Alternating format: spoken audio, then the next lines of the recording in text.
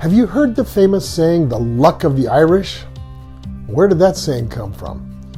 Maybe the idea is that the Irish are lucky, and it has to do with the cute fable that at the end of every rainbow is a pot of gold left there by the leprechauns.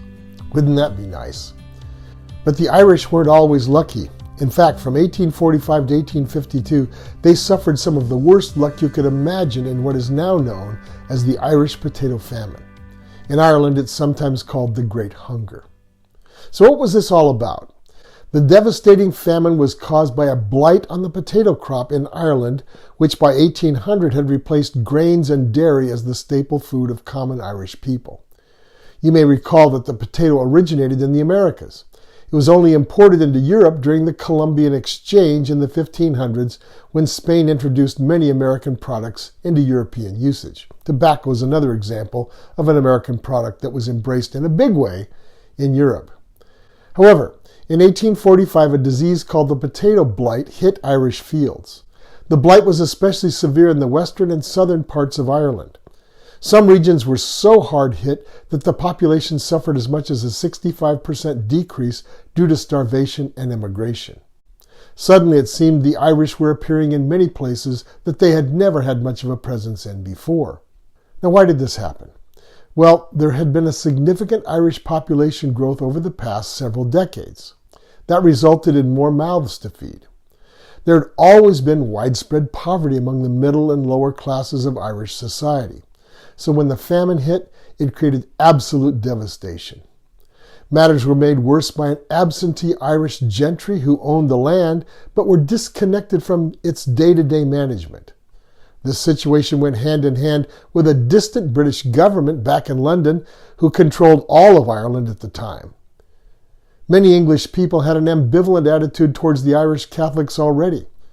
When the potato blight came along, the British government continued to insist that the import quotas of agricultural goods from Ireland to Britain remain unchanged, and this, of course, caused further food shortages and starvation among the Irish common people.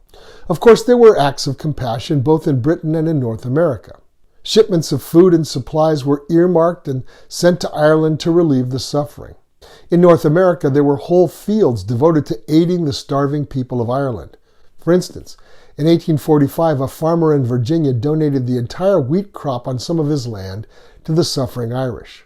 Ironically, nearly 20 years later, some of those Irish who survived the famine and emigrated to New York died in those very fields assaulting his Confederate relatives at the Battle of Fredericksburg. These Irish volunteers were members of the famous Irish Brigade of the Union Army, made up of 3 New York regiments, along with a Massachusetts regiment and a Pennsylvania regiment. But not everybody was compassionate. In the late 1700s, the Reverend Thomas Malthus published a popular book entitled An Essay on the Principle of Population. The widely read book warned of the dangers of unmanaged population growth, and it predicted huge famines if the population were not reduced to manageable numbers. Some who read his work took the theories of Malthus to their logical conclusions. Immediate measures should be implemented to reduce the population.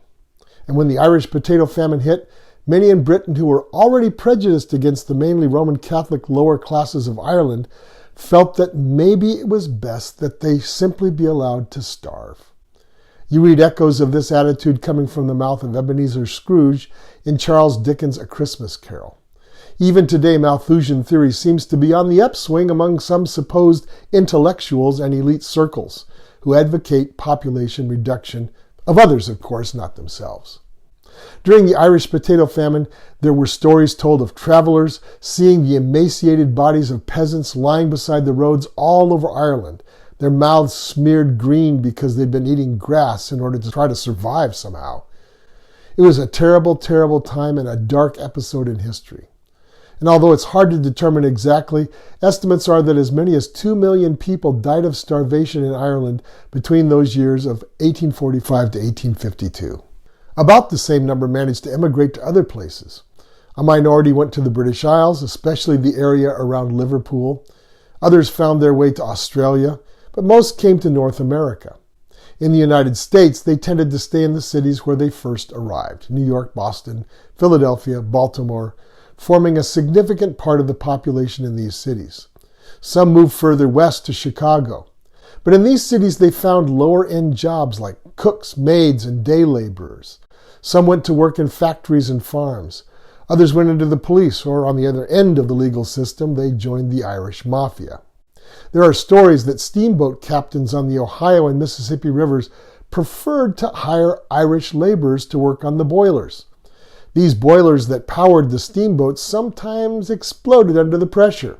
The captains preferred the Irish workers because they could always find more Irish. There were many looking for jobs. These Irish immigrants brought Roman Catholicism to America in a big way, whereas before it was just a tiny minority of the population. And overall, there's no doubt that the Irish have left a huge mark on American culture. St. Patrick's Day is perhaps the most famous example of this legacy. My own ethnic background includes only a tiny representation from Ireland, and even there I believe most of it was from Northern Ireland, the Scots-Irish. My ancestry is mainly from England, Wales, Scotland, and a lot from Germany. But my wife, well, let's just say that her mother's maiden name was Murphy, a very, very common Irish name. That branch of her family came to the United States via Nova Scotia, one of the places in Canada heavily settled by Irish refugees. So, here's to the Irish, a very resourceful and resilient people. Long may their heritage endure. This is Dr. Michael Bogart with Aspect Ministries. Please like and subscribe to this channel and visit our website, aspectministries.com. We'll see you over there.